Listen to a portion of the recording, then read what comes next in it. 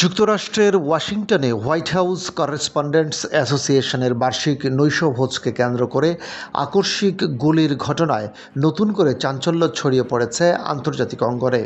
স্থানীয় সময় শনিবার রাতে আয়োজিত ওই অনুষ্ঠানে উপস্থিত ছিলেন মার্কিন প্রেসিডেন্ট ডোনাল্ড ট্রাম্প সহ শীর্ষ সরকারি কর্মকর্তা ও সাংবাদিকরা। হোটেল ভেন্যুতে হঠাৎ গুলির শব্দে মুহূর্তেই অনুষ্ঠানস্থলে আতঙ্ক ছড়িয়ে পড়ে, যদিও এই ঘটনায় কেউ নিহত হননি বলে নিশ্চিত করেছে সংশ্লিষ্ট কর্তৃপক্ষ। তবে একজন গোয়েন্দা কর্মকর্তাকে লক্ষ্য করে গুলি ছোড়া হলে তার শরীরে থাকা নিরাপত্তা ভেস্টের কারণে তিনি গুরুতর আহত থেকে রক্ষা পান।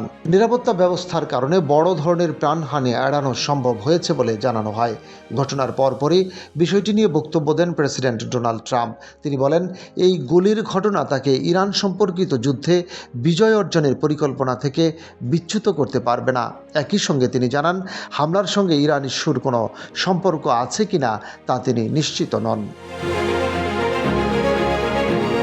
ট্রাম্প বলেন, তদন্তে পাওয়া প্রাথমিক তথ্য অনুযায়ী এ ঘটনার সঙ্গে যুদ্ধ পরিস্থিতির সরাসরি কোনো যোগসূত্র আছে বলে তিনি মনে করেন না। তবে তিনি স্বীকার করেন বিষয়টি এখনও সম্পূর্ণভাবে পরিষ্কার নয় এবং তদন্ত চলমান রয়েছে। একই সঙ্গে তিনি জানান, হামলায় জড়িত ব্যক্তি একজনই ছিল বলে প্রাথমিকভাবে ধারণা করা হচ্ছে।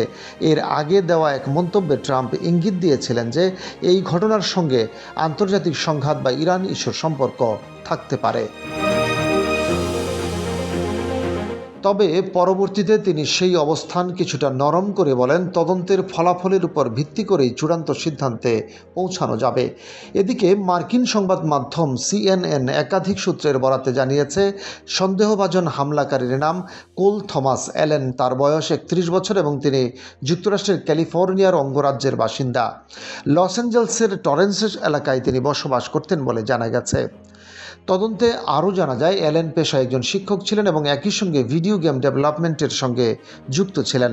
তিনি C2 এডুকেশন নামের একটি টিউটরিং ও পরীক্ষার প্রস্তুতি প্রদানকারী প্রতিষ্ঠানে খণ্ডকালীন শিক্ষক হিসেবে কাজ করেছেন।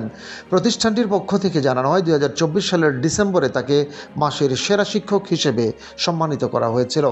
ঘটনার পর যুক্তরাষ্ট্রের গোয়েন্দা সংস্থা ও আইনশৃঙ্খলা বাহিনী দ্রুত তদন্ত শুরু করেছে।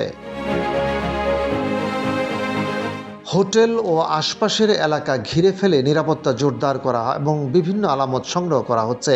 এই ঘটনার উদ্দেশ্য, পেছনের কারণ এবং সম্ভাব্য রাজনৈতিক বা ব্যক্তিগত প্রেক্ষাপট খতিয়ে দেখছে তদন্তকারীরা। আপাতত এটিকে বিচ্ছিন্ন একটি হামলা হিসেবে বিবেচনা করা হলেও বিষয়টি ঘিরে নানা প্রশ্ন উদ্বেগ তৈরি হয়েছে যুক্তরাষ্ট্রের নিরাপত্তা ব্যবস্থাকে কেন্দ্র করে।